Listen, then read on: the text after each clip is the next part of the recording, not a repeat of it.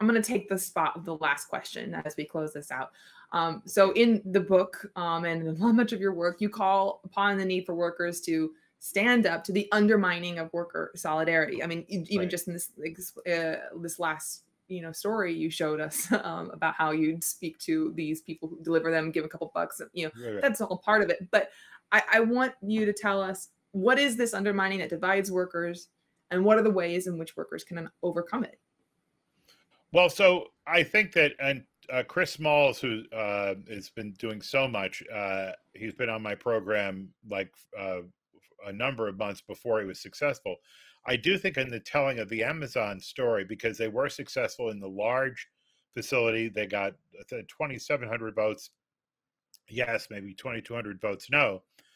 But in a smaller facility of part-time workers, they were not successful. And in talking with people about it, one of the things is that the part-time workforce was in a situation where they were hopeful they might be full-time, or they didn't have the commitment that to the job that they thought it was worth taking the stress of standing up to management. So one of the things that happens is the idea that your circumstance is connected to the fate of the people around you. And so there's one of the things that happens in workplaces is sometimes there's a model where they try to pit people against each other. And that's the way the organization makes their numbers, right? And so it's very important that when you're in those situations, that you bring a little consciousness to it and you step back, particularly if you're finding yourself stressed, because there's a reason why you're feeling stressed. And so how do you change that dynamic around? Well, you have to evaluate and look at the system that you're in.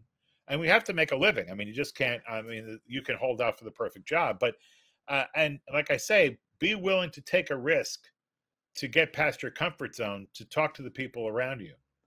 That kind of communication changes the workplace automatically. And it's not something that management likes. I mean, that's one of the things Amazon, the way they structured it, for instance, they make people, they put so much pressure on them, they have to be on task.